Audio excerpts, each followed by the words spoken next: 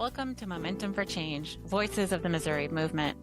This is a monthly podcast produced by your coalition, and I am your host, Nora Mosby, a member services specialist at the Missouri Coalition Against Domestic and Sexual Violence. We hope that you enjoyed this conversation coming to you directly from Voices of the Missouri Movement. Some episodes of Momentum for Change have conversations that include content and descriptions of domestic and sexual violence, which may be alarming or activating for some listeners. Please take care and visit the MOCADSV website or call our office to connect with supportive services. Welcome to episode 6 of the 5th season of Momentum for Change. This is your host, Nora Mosby, and we certainly appreciate you joining us today. I am really looking forward to this conversation. Today, we are going to be focusing on elder abuse. This is a topic that is closely related to domestic and sexual violence, and it's something that many advocacy organizations encounter very regularly in their support and services for survivors. We're going to be talking about the nature and dynamics of elder abuse and supportive resources that are available, particularly related to civil and criminal legal systems. I am joined for this conversation by two very special guests. Jessica Rooks is here, an attorney with Rooks Law Firm in Kirksville, along with Catherine Vannier, Special Victims Resource Prosecutor at the Missouri Office of Prosecution Services. Catherine and Jessica, thank you so much for joining me today. I'm really looking forward to our conversation. As we're getting started, I'd love to hear just a little bit more about who you are and what you do. Jessica, would you like to start? Absolutely. I'm up in Kirksville, so rural Missouri. I have an elder law practice, and we actually serve everywhere in the state of Missouri. A large portion of our clients never actually walk in our doors. Luckily, thankfully, to technology, we're able to kind of diversify. I focus on two things in my office. The first one is estate planning, and that's how can you get things to your next generation when you pass away. And then I do what we call long-term care planning, and that's what happens if I need to go to a nursing home or I need help in my home. How do I protect my assets? Wonderful. Well, I love having the opportunity to get to hear your perspective on elder abuse, given your professional background. Catherine, would you like to introduce yourself next? Sure. My name is Catherine Vannier. I work for the Missouri Office of Prosecution Services. I am the Special Victims Resource Prosecutor for MOPS, as we call it. MOPS, yes. Wonderful. So you two practice very different areas of law, but you're both attorneys. And I always love to hear people's origin stories about how they decided to get into the legal profession. So can you tell us a little bit about why you decided to go to law school? So I'm a planner, and I kind of describe a little bit of what I do when I help families is it's like a puzzle, and I've given all the pieces of their life and I like to put it together in the most efficient way possible and see how we can help them. I put together pretty early on, I wanted to focus in what's called elder law. I grew up in nursing home settings. My mom was an LPN, and so I would go visit her at work, and I had immense joy from going to residents' rooms because they'd have candy for me and things. And so I realized as I got older that feeling comfortable in a nursing home setting and with elderly individuals that I could incorporate that into the planning aspect. So it was really a perfect fit. Oh, wow. That's really interesting. I can see how that you turn your personal interests into a career. It's wonderful when that actually does work out. Huge blessing. Catherine, why did you decide to go to law school? I've always been interested in special victims issues and helping vulnerable populations. I have the privilege of interning in a prosecutor's office with the Special Victims Unit and fell in love with the work pretty quickly thereafter. Was a line prosecutor for almost 11 years and then have been at MOPS doing this work in the providing resources and training and technical assistance for the last almost 20 years now. I tell you what, it's rewarding and fascinating to see. My program started in 2006 to focus just on domestic violence and has gradually expanded over the years. And I have always appreciated that opportunity to be able to both specialize in the specific areas of the law, but also to see sort of more globally all the overlapping dynamics and the nuances between the different that are very common between the different kinds of abuse and exploitation. Yeah, I agree. I think when you're working with people, it's never just one issue. Like, even if you're working with older adults, there's often many overlapping issues there. So, because this is such a complex issue and there's many different angles to it, I'm really excited to get into all of that with you both today.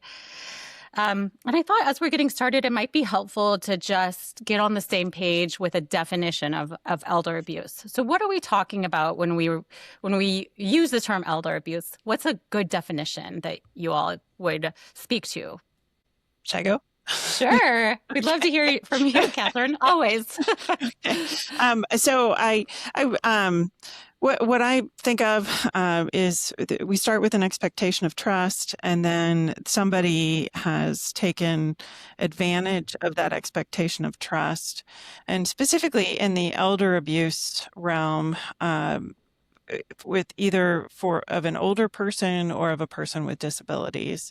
And we see that kind of abuse, it takes a myriad of forms. It can be neglect, it can be physical, it can be sexual, it can be emotional, it can be financial, and it's very, very common.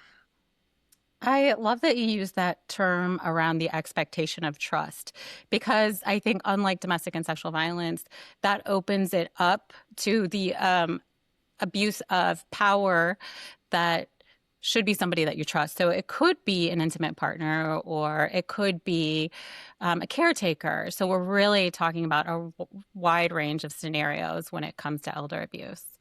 So I'm really glad you used that phrasing. Is there anything else you would add to just understanding what elder abuse is, Jessica?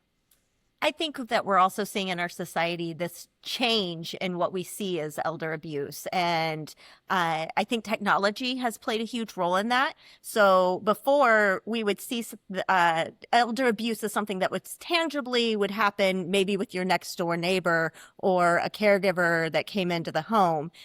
But now we're starting to see threats come from places or people that you've never seen, that you've never visually encountered, but you may form deep relationships with, whether that's through technology such as Facebook, or someone reaching out to you and taking advantage of you through like the phone. There are so many more avenues that I think elder abuse is spreading and taking a lot of different forms.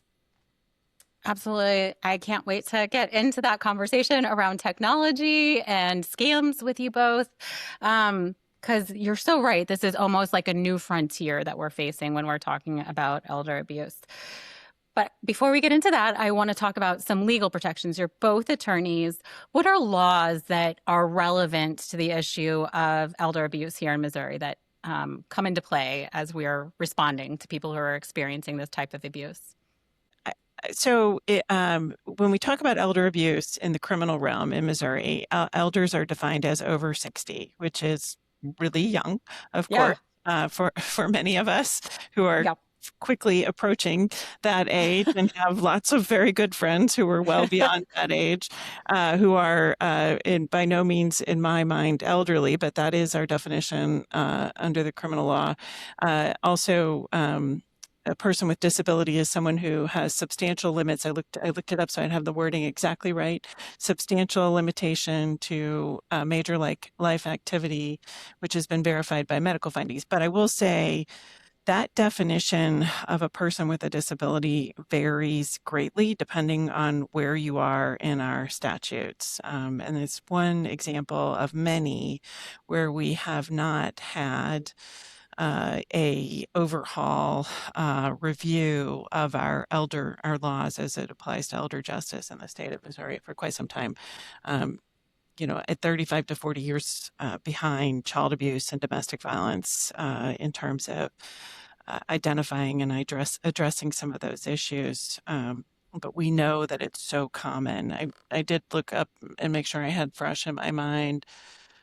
So yes, of course, and I know, Nora, that you wanted to talk about scams today and different estimates, but at least one estimate I've read, $28 billion a year lost annually in the United States due to scams.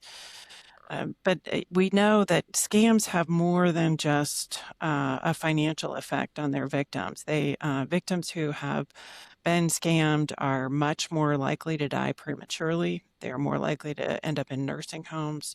They're more likely to end up needing an array of services.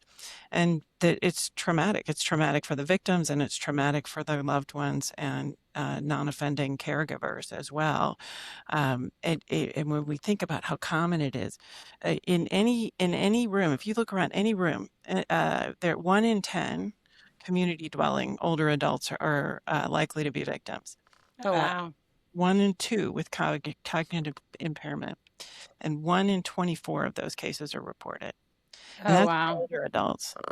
And then Yeah. for persons with disabilities, the statistics are staggering. Every time I read them, I'm like, did I read that right? And it's 70%, according to one study, that of persons with disabilities are abused during their lifetime. 90% of those people report multiple incidents of abuse. Wow. Many of those too many to count. So Wow. I'm so glad you shared those statistics, because it really paints a picture of just how many people are being touched by this type of abuse. And I think it's a call for all of us to take action. Because we all have somebody older adults in our life, like you said, friends, family members. And we don't want anybody to experience this type of abuse. So I can't wait to talk to you all about some of the responses. But I also think about just this issue around reporting. You said 1 in 10 in homes are likely to be experiencing abuse, but 1 in 24 are not reporting. And I think that really speaks to some of the dynamics around how hard it is to report, how hard it is to come forward when potentially the person hurting you could be a partner, but it could also be a child. And I think so many older people are really reluctant to report a child who might be abusing them or any other family member. We see this often with domestic violence, but I think it's almost another barrier to getting help, to getting services, to reporting what's happening, is that you can't replace your children. Like, children don't come and go. These are your family that you will have your entire life. And to just consider walking away from that is just so impossible, I imagine, for so many people. So one of the things that I see in my area is I'll see less of children perpetrating it versus an outside entity. And it's still very challenging, I think, for the elderly individual to come forward with that. I think there's this fear that they're going to go to their children and say, I'm going to lose your respect because I've lost a lot of money. You might think I can't stay safely at home now because I fell for this. And so I think there's this strategy that the predators are utilizing to maybe isolate you, to make you fearful, to make it to where you don't want to reach out to your loved ones. And it's not just elderly individuals that are encountering this problem. It's so many people across the board. But if you can make it to where an individual will not go reach out to their support networks, then they can get taken advantage of easier, and the system can continue to kind of deteriorate. So I think if we had a mindset that this is not their fault that this is happening, that there isn't shame in this occurring, and that it's not necessarily your fault, then I think it would also help take it pretty far. Family member wise, I always encourage stay connected. Children, stay connected with your parents. Also, I encourage the older individual to stay connected with not only their family, but friends, their attorney, their financial advisors. I think that connection is huge because that's going to be the ability to prevent a lot of the exploitation from occurring. So it sounds like the people that are perpetrating this type of abuse are really preying upon victims' vulnerabilities. Um, and so I was wondering if you could speak to what are some of those risks or some of those vulnerabilities that older adults experience that perpetrators are exploiting or taking advantage of. You So spoke to some of the isolation. I think every avenue is sometimes very scary, actually, because I think every avenue you start encountering is a form where you can be taken advantage of. One of the big scams that exist is what we would call imposter scams, where somebody pretends to be somebody else. And so it would be your bank, or someone pretending to be your bank, saying that they need your password. It's your McAfee or your virus protection, them reaching out to say, hey, you've been scammed, but it's not really them. In law enforcement saying, hey, we have a law issue, and reaching out and pretending to be law enforcement. I've even seen it with government benefits. It's your Social Security is going to be impacted because Social Security has reached out to you. None of these individuals are actually being reached out by the people that they trust, but it set them up to be very vulnerable. So we've got this imposter scams that are occurring. I think even one of the type of scams that's wouldn't be on the upswing or starting to come in is impersonating family.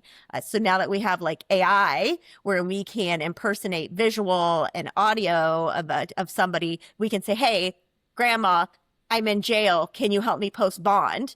And it sounds like your loved one. And so it's being able to pause and not have an emotional reaction and then go verify and say, okay, well, I'm going to call your mom and I'm going to make sure that there is really something going on and that this isn't a scam. So I think everywhere you turn, everything that in theory, like Catherine had mentioned, that you should be able to trust has this potential to be manipulated or taken advantage and impersonated. And I think that's scary. Oh, absolutely. Extremely scary. So there's definitely that technology piece. And I think what's very concerning about technology is that every day in every way is becoming more and more sophisticated, able to do more advanced, I guess, scams faster than they've ever been able to do them before. So yeah, definitely up against a lot around technology. Anything you would say about the risks that older adults are facing, Catherine? Jessica said it very well. I mean, the single greatest risk that I see is the isolation of older adults. I remember hearing an interview of an older author, and she was saying, I'm crankier now. She said, my world is smaller. My friends are dying. I can't get out like I used to. And then we think about how scammers are very willing to fill that void. And I've heard from people who've been scammed that I kind of knew something was wrong, but I would rather talk to them than not talk to anybody. So I'll just keep talking. And they capitalize that in any number of ways. Yeah, there's so much shame and I mean, so across the different types of abuse, the minimizing, denying, blaming is rampant, and that ends up happening. I mean, and this is in younger people and older people and children and whoever, is that there's I mean, gaslighting, sort of a trendy term for, but I've heard it called brainwashing, crazy making. I mean, it's abusers and exploiters are so good at making people feel like the abuse is their fault, that leads to self-blame and others blaming that person, and that then creates more isolation and more barriers to reporting, and so often it's I mean, the idea of just like Jessica said, the ultimate threat may be that I might not be able to live in my home, that my way of life is threatened, that I lose resources, that I need more resources, maybe I won't have to go into a nursing home, but maybe I won't be able to live where I am. And all of that fear of the unknown makes it so hard to report, and almost understandable when someone would rather say, I'd just rather stay home. I'd rather not. I'd rather live with it the way it is, which makes it even harder for us to investigate and prosecute. Yeah.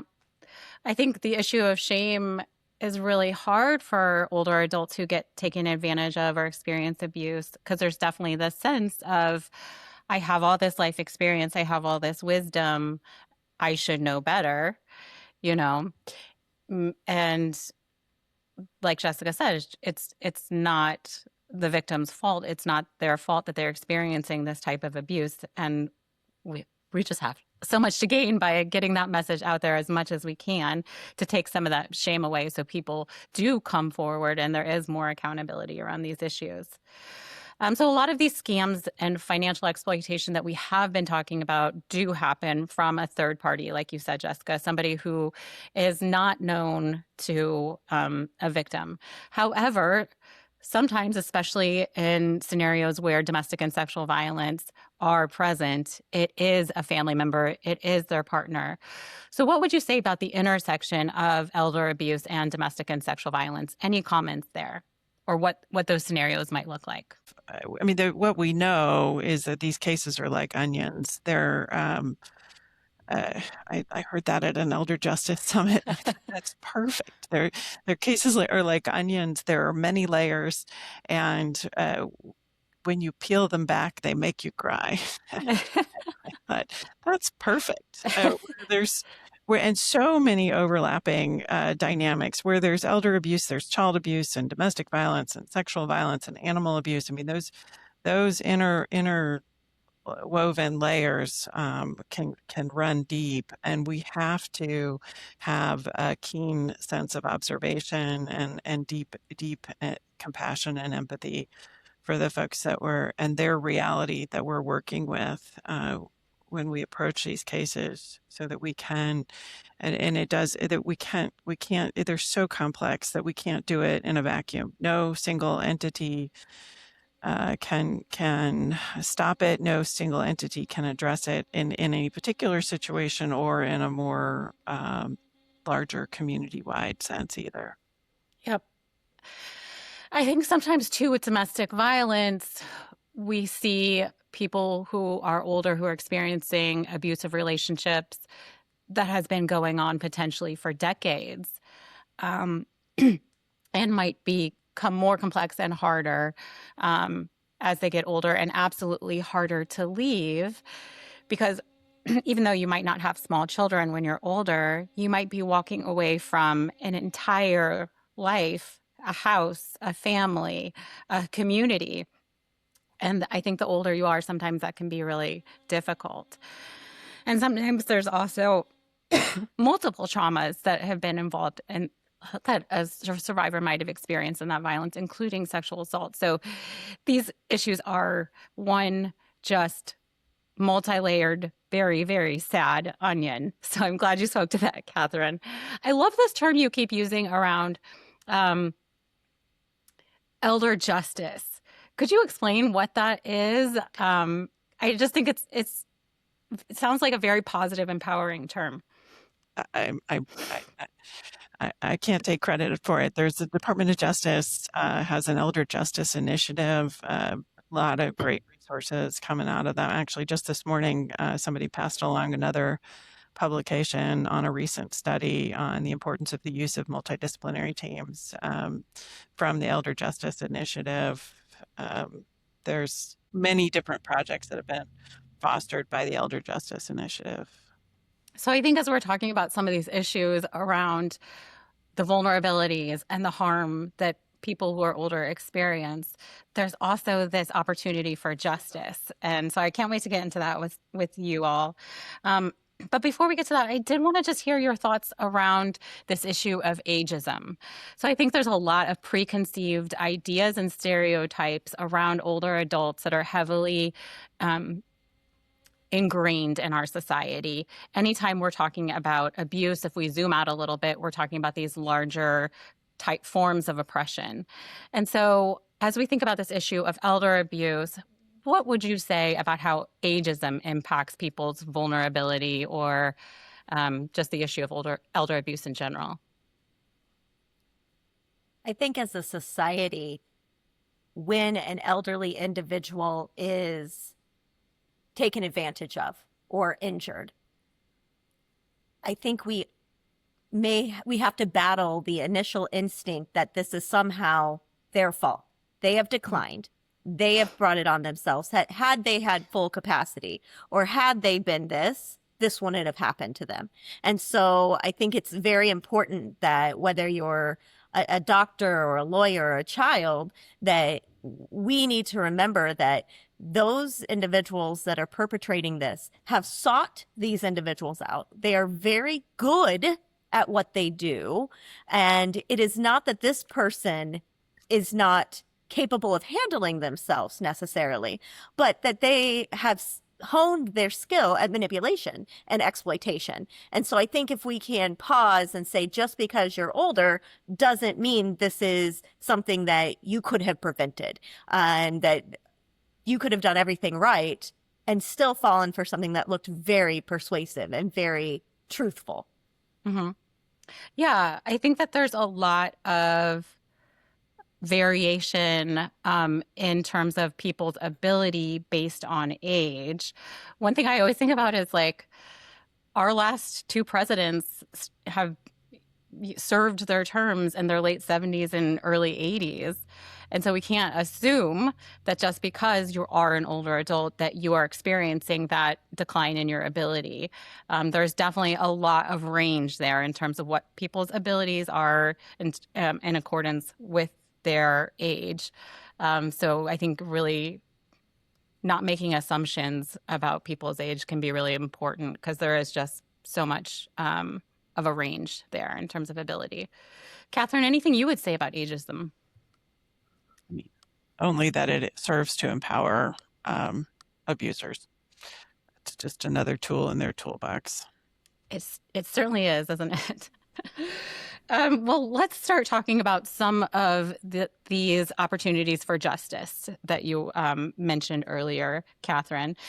So in general, how are the criminal and civil legal systems able to prevent or respond to elder abuse? What are the kind of the legal responses available?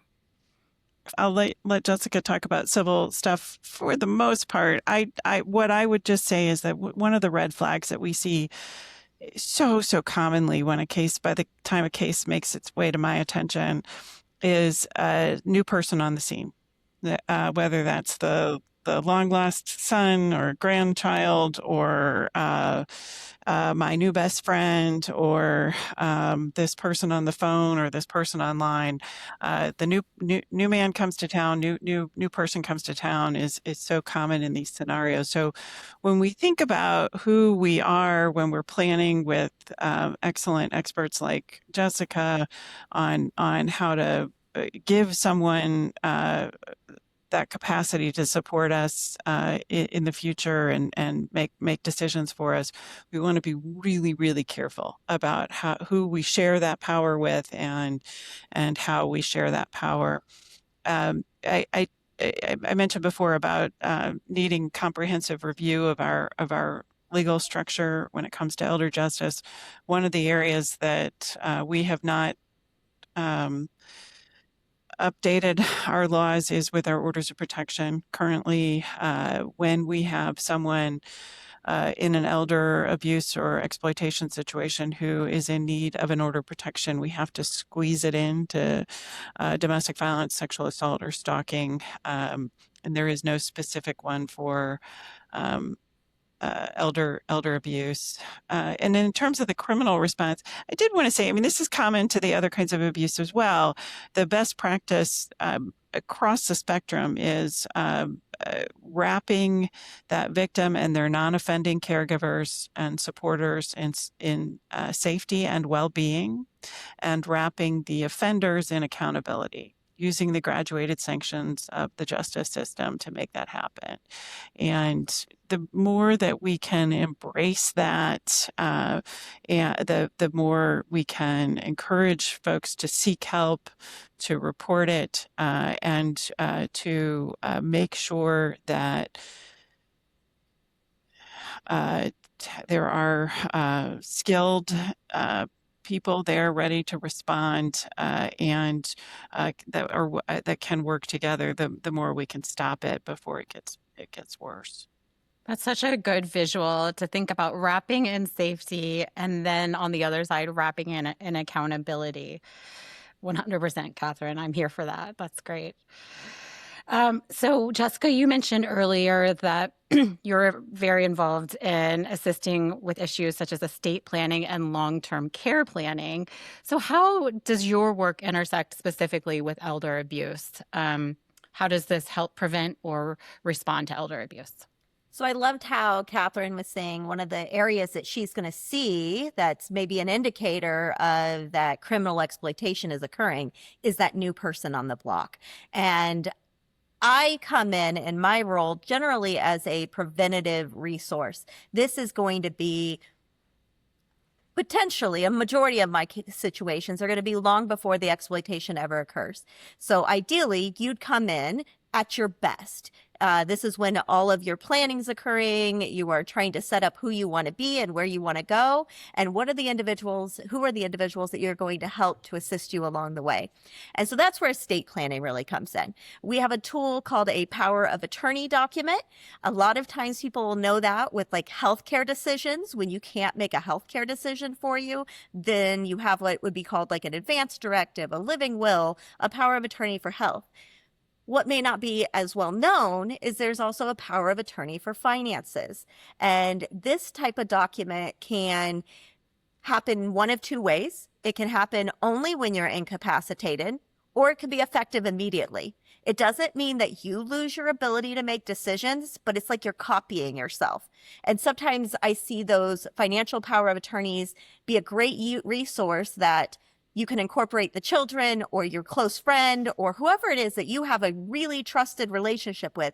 You're going to say, I'm going to give you this power to help monitor things. And it may be that they don't really use the power too much, but it gives them the right to access bank accounts, to talk to financial advisors, to kind of reach out to the people that are there. Sometimes when I see someone being exploited, it starts with a small nibble. And so if you're watching or maybe a small decline in things. And so if you're able to monitor and you're there with your loved one and you're starting to see things just not look quite as it always has, you can do early prevention. So then we don't have to get to where we're dealing with significant acts, but that we're able to kind of protect this individual at the beginning. I will say power of attorneys for finances are one of the leading forms of financial exploitation when you choose the wrong person. And so this is where if you choose the wrong person, because maybe we're further in our journey and we're more open to that exploitation because we've had some cognitive decline, that's where that new person can come in and take advantage. And while this is a great document for the trusted person, it is a very, very dangerous document for the person who you don't trust or who you really shouldn't give that to. So I encourage early moves in that area.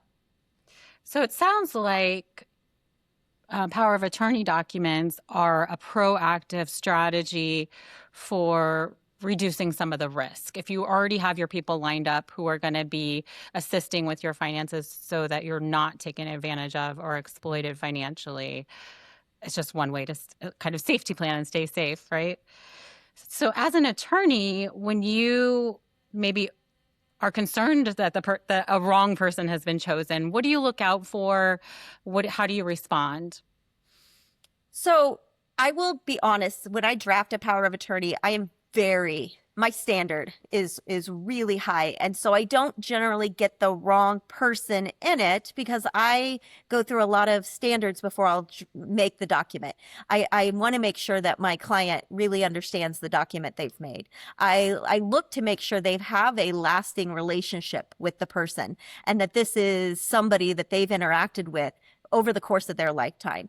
I would not necessarily jump in if I had a client that had a plan and had been with me for years, and then all of a sudden they have somebody new that's brought them to my office. I'm just not going to do it. And so generally I haven't encountered problems because I don't allow them to happen in the first place. I'm looking for that in order to protect my client. I see. So you're really looking for those positive, promising, strong relationships that are out there. So it sounds like these POAs can be really helpful to prevent some of the scams we were talking about earlier around the use of technology. And I want to get into that a little bit more. So what kind of scams are you all seeing around that involve technology? What are some common things out there, or things that maybe you've been surprised by as you've been looking at what what form these scams are taking? I know my clients, and I've had several. So I mean, I help many individuals, but the one that is hard for I think my clients to overcome is the relationship scams, because they are lonely and they start forming the relationship with this person over Messenger, and they start to feel loved, and then they ask for money or they ask for items, and I think that one surprised me, just how much our loneliness can cause us to do things or overlook things that we wouldn't typically overlook. Yeah, I've been kind of keeping an eye on this relationship fraud and these romantic fraud scams. And I do feel like we're hearing about them more and more, especially with the use of AI. Anything you've seen around types of scams, Catherine? So funny that you asked that, Nora, because right before we logged on today, was working on our cyber stalking and artificial intelligence and deepfake technology webinar that Mark Kurkowski is doing for us here in a few weeks. But it's pretty astounding what scammers are capable of these days in terms of faking videos of victims' loved ones and voice phone calls, and the amount of intelligence, both artificial and organic, that go into scamming people. I mean, they make it their job to get you to part with your money, whether you're young or compromised in any way. The level of sophistication with some of these schemes where people are waiting for somebody to answer the hook, and then a whole team of other people are working on how to best answer questions and make the additional hook and to extract the money and to orchestrate it. It's pretty astounding. So when we start to blame victims, well, why, it's your fault. It's your fault because you did blah, blah, blah. No, let's look at who made it their job to get this money in an unfair manner from their victims. It's a new form of evil that is the level of sophistication is pretty amazing. And I would imagine with this level of sophistication, that makes some of these acts that cross the line into being illegal difficult to prosecute. So I'd love to hear your thoughts around prosecuting these kind of crimes, especially around common myths that come up around prosecution of elder abuse. What are some common myths that you would speak to? Well, I think the one that I was just speaking to is this idea that competent, whether they're older adults or younger adults, must take responsibility for their bad decisions. If we can take that out of our lexicon, the idea that somebody it's just a civil matter because you shouldn't have, put your $20,000 of cash into that cyber cryptocurrency machine. It's your fault. Let's take that back and look at that criminal enterprise that led you to put your $20,000 of your savings into that cryptocurrency machine. And let's look at that criminal enterprise that enables that machine to even exist there. And all of the orchestration that went behind the scenes for that. Similarly, it's just a family matter. I hear that time and again. Well, so and so shouldn't have given that power of attorney to their, long lost son because it was, so it's just a family matter. They got to figure it out.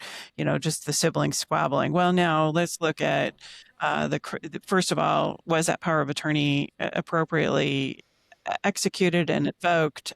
Power of attorney is not a carte blanche to take everything the person you are protecting, everything away from them, and to do anything, as a matter of fact, that is counter to their own interests, and then that can be prosecuted. I don't. Somebody actually. Liz Lowy is the woman who prosecuted the case involving Brooke Astor. She says, there is no such thing as a family matter defense. Nowhere in the law does it say, okay, it's okay to do something criminal because this person is your loved one. As a matter of fact, there should probably be more accountability for that. There's no, well, I loved them, so it was okay to assault them. Similarly, it's not, oh, I loved them, so it's okay to exploit them. And we need to get away from that. Can you tell us a little bit more about that case, just so we have an example of what this could look like? Oh, Brooke Astor, I did not study up on that case. I know it's a well-known case.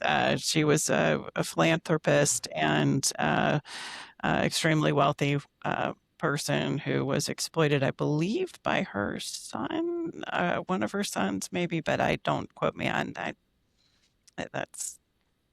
I studied a lot of things for your podcast, but not that one. I hear you. We've covered a lot of territory already, Catherine. So I did want to talk about just resources to address some of these increase in and scams that involve technology. So are we seeing, as there's an increase in these crimes happening, is there an increase in resources or maybe tools available in the toolbox, as you said earlier, Catherine? In terms of to help to prosecute scam, of course, in my world, I'm a state level prosecutor. Primarily, what I do is state level prosecutions and help state level prosecutors. Some of what I do, so my job is to provide training and technical assistance and to serve as a liaison between prosecutors and other entities across the spectrum of special victims violence. So some of what I do is somebody says, I got a problem. How do we work on this, related to one of our special victims, abuse and exploitation. So I usually at that point, it's when I'm talking to people, we know there is at least some connection to a three-dimensional person. Otherwise, I would probably connect you up with various federal entities, or Operation Shamrock is another one. The Midwest Cryptocurrency Task Force, with our state level stuff and some of the federal level stuff, we have. I always appreciate when I can connect up with. There's so many. Amazing professionals that I get to meet and interact with on this statewide level. But finding that individual in any given law enforcement agency who has that interest and passion in doing the work goes a huge long way to being making sure we've exhausted all resources in terms of investigation and prosecution.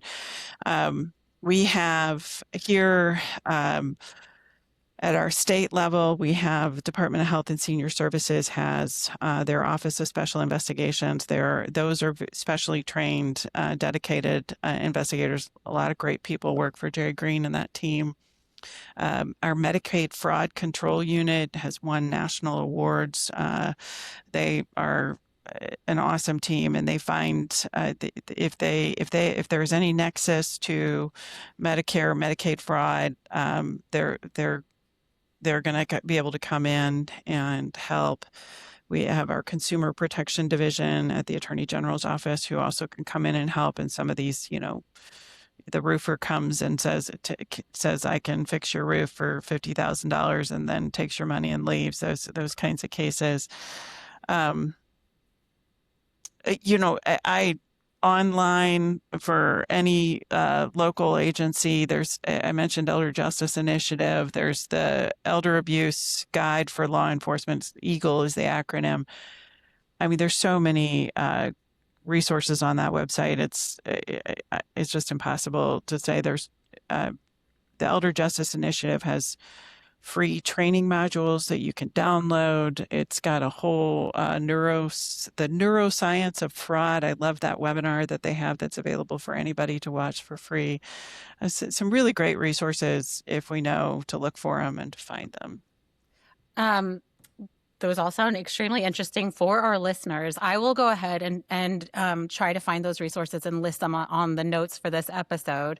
But thanks for sharing those. I also wanted to let our listeners know that the Missouri General Assembly did pass a bill saying that cyber stalking could be included in orders of protection now. So it's yet to be signed by the governor, but that is something that is in the works here in Missouri. And even though we don't have orders of protection available strictly for elder abuse, for some of these maybe crimes that qualify as cyber stalking, that could be something we're seeing in the near future. Jessica, you mentioned power of attorney documents earlier. Is there anything else that you recommend older adults and their families would do in order to plan for safety and minimize risk, or anything else you'd like to speak to just around increasing safety? Yes. So I think, again, the estate planning is pretty crucial. Having these conversations early on, planning with your family, saying, hey, this is something that's happening. This is not just something that might happen to me, but it's prevalent in our society. So what's the game plan? I think sometimes the estate planning aspect is your opportunity to have hard conversations about what happens when the worst things happen. And so I think that's a great thing to focus on. Resources that are out there, NALA, which is the National Academy of Elder Law Attorneys, is a wonderful resource, and that's naela.org.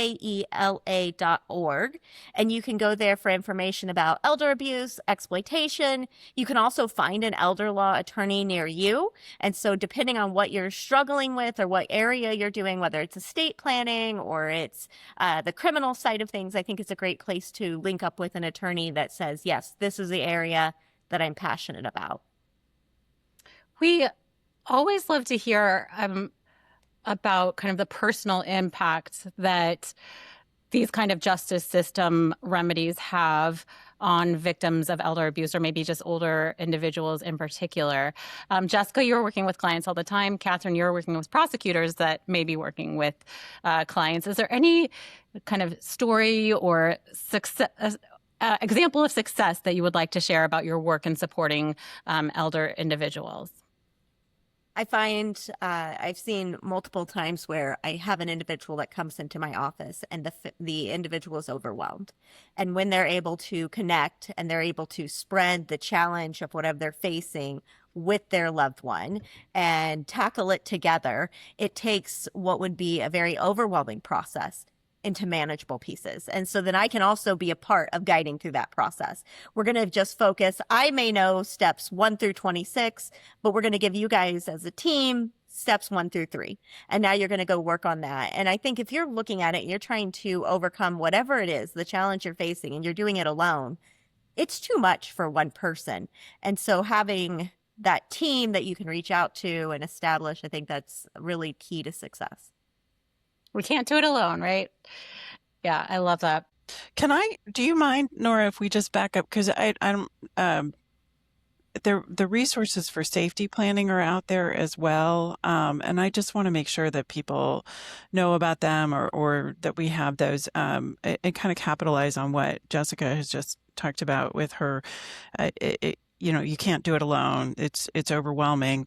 Actually, going over my notes for doing this today with you, Nora, I reached out to Anna Thomas, who is a elder justice expert. We're very lucky to have her in Missouri. She's now the executive director of the Missouri Council on Aging, and she made the very good suggestion that it starts with when we can, if for us who have or older children, adult children who have older parents, normalizing that conversation of it's okay to need help, and it's not your fault. Just like we've learned long ago, and this is what I mean about 35, 40 years behind child abuse, domestic violence. Long ago, we learned to tell child victims and adult victims of other kinds of special crimes that it's not your fault. And if we can normalize that conversation before it happens, that we are here to support you, and if something happens, it's not your fault, and please let us know, because those examples where the justice system can intervene, just like Jessica said, ideally we're getting in early. Ideally we're getting in when the bank, or, we're trying to do more bank training, things like that. One example that I thought of getting ready for this today was out of my personal life, an older family friend who the bank called his trusted contact and said, this guy keeps coming in, pulling out $1,500 in cash, and then another $1,500. I mean, and that's how it starts, right? So when we can get that in earlier, we do have a better ability to stop it before it becomes tragic. So those financial safety planning resources that are available, broker check is one that I learned about after I started specializing. Like, how did I not know about this beforehand? Consumerfinance.gov has 5 million awesome resources. And then specifically to romance scams, I wanted to also talk about one that I just very recently learned about. It's AARS, advocatingforyou.com. They just did a presentation at one of my statewide elder abuse meetings. Wealth of resources, trying to help people report, regain their assets, realign, getting away from the scammers, and then recover. They have a 4-step, sort of 4-prong approach that another great resource available to us. Do you mind? I think those are really important steps. Do you mind just saying those again so our listeners can hear it? And I will do my best to put all these resources in our notes, because these are just a wealth of information here. Sure. There's and one I'll start with the one that I didn't say yet. Elderabuse.org has safety planning, and that's more when you mention the older adults who may be suffering from domestic violence or sexual assault. Some more of the traditional, what we think of when we do a domestic violence safety plan, like thinking about, if you are in an abusive situation, whether you're ready to leave or not, if you do need to get out, how are you going to get out? Is there a code word thing that you can give a trusted person to know that you need help now? That kind of planning. Then the others that I mentioned are FINRA has a broker check. You can find it pretty easily just by Googling it. I can also send you the link. Consumerfinance.gov has a number of great resources. And then advocating for you, just the letter u.com is the one that I meant. The other ones. And the 4 steps that you mentioned, I thought those were really important, but I wanted to let my brain really think on it. What were those 4 steps you mentioned? That's from Advocating Against Romance Scams, and they have encourage victims to report the scam; regain, which is collect evidence and try to regain control of your accounts and your assets; realign, so you should disengage from the scammer completely; and recover, and that's when you begin your emotional and financial recovery steps. Interesting. Thanks for sharing that. I really like that setup. Okay, so we've talked a lot about safety planning, but it's a really important topic. So is there anything else before we move on that you all wanted to say about safety planning? All right, then let's go to multidisciplinary teams. Catherine, I would love to hear your thoughts around multidisciplinary teams and elder abuse. I mean, I think I've mentioned, I mean, they're complicated. Actually, that resource that came out from Elder Justice Initiative, or at least I received it literally this morning, but with this new research showing how much they're needed, how actually uncommon they are here in the state of Missouri. Well, this is national research, but in the state of Missouri, we have a few multidisciplinary teams that are very high functioning. We would love to see more. But that idea that this new, I did not have time to do a deep dive in this new document that was shared with me, but more than 11 average of more than 11 agencies responding to any particular situation. So you think about average of 11 agencies, how complicated that is, and the need to coordinate. So, we have complicated legal issues, the enhanced elder abuse multidisciplinary teams that they have across the country involve. They have someone on staff like Jessica who understands the complicated civil issues. They have a geriatrician who understands the complicated medical issues. They have specially trained forensic interviewers who know how to do a trauma-informed interview of either an older adult or a person with disabilities. They have specially trained investigators and prosecutors and advocates who understand the issues and the very specific needs that our victims have. Even some places they have elder justice centers, just like we have family justice centers with co-located services. These are, if we dream it together, it's a dream, not a hallucination. We can do it. I love that. Elder justice centers, that's like blowing my mind. That's so exciting and promising thing to think about. I am never going to forget you telling me it's a dream, not a hallucination. Yes, and we'd love to see more of those elder abuse MDTs happening. How exciting is that? So World Abuse Awareness Day is coming up on June 15th. When you think about the issue of elder abuse, is there something that you would just say in general you think there needs to be more awareness of? What would help with this issue if there was more awareness of it? I think one theme that we just discussed kind of throughout our visit today is talking and normalizing the conversation that this is happening. That the more we make it this shameful thing that we don't talk about, the more it's going to happen. And so I think if we can, if you were a child and you have an aging parent, go have that conversation. If you're an aging parent, go tell your child, look, it's time to talk. This hasn't happened yet, maybe, or maybe it has happened, but now I'm realizing, this is something that happens to everybody.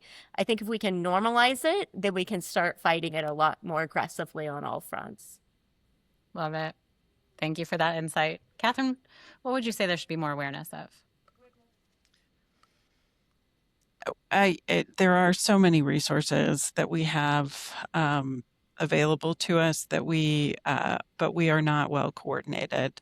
I did want to just mention, and I'm happy to share these links afterwards, Nora, too, but one of the first things when I first started doing a deep dive into elder abuse in 2017, convened my statewide group that has been meeting ever since, was to recognize how complicated our response system is here in the state of Missouri. And I cannot say enough for the folks at University of Missouri, Kansas City at the Center for Human Innovation who have, and I'll make sure and share that link with you, Nora, tried to map out what it looks like. And they've worked with the Missouri Developmental Disabilities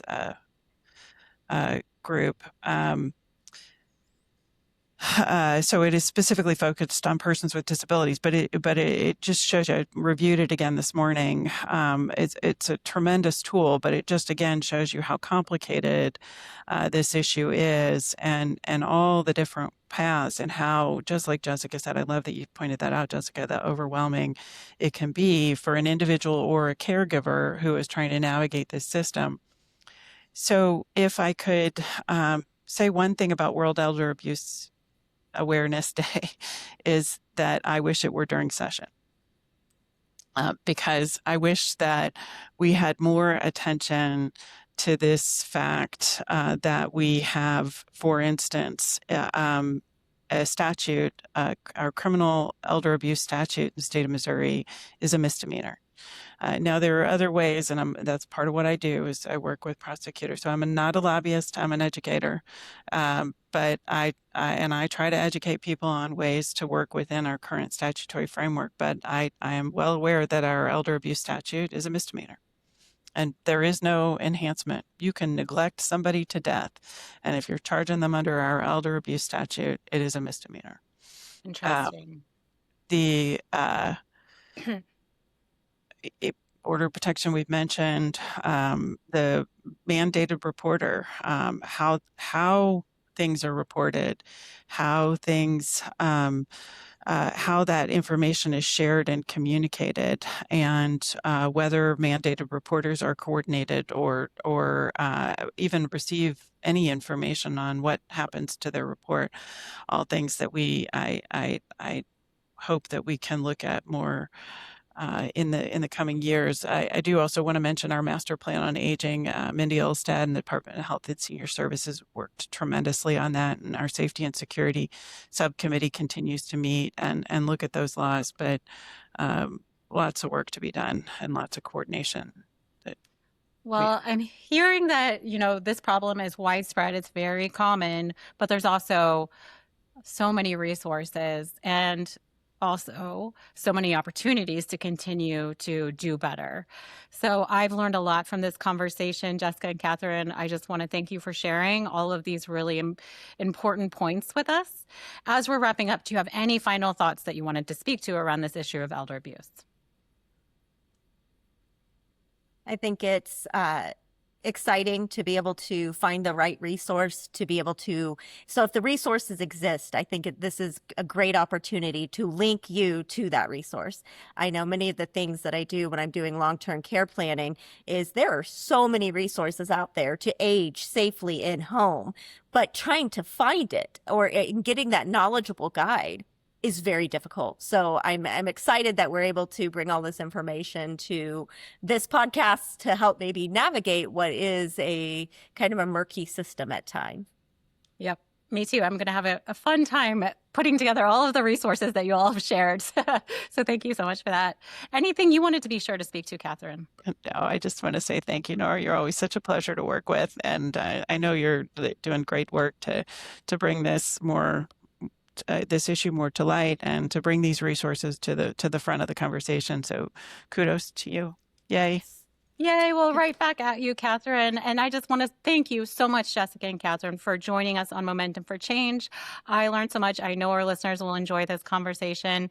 Thank you, listeners, for tuning in. And please join us next month for a new episode of Momentum for Change. Thank you for joining us. This has been a recorded conversation now available in both video and podcast formats. A video recording of this episode is available on the MOCADSV YouTube channel under the Momentum for Change playlist. Please subscribe to our YouTube channel in order to receive new episodes in your YouTube feed. You can also find all of our Momentum for Change episodes available to stream on Spotify or wherever you find your podcasts. Momentum for Change is a podcast produced by MOCADSV with post-production support provided by Tim Stillings and promotion by Adrian Maddox. Again, I am your host, Nora Mosby, and we appreciate you joining us for this episode. Thank you again, and we look forward to seeing you next month.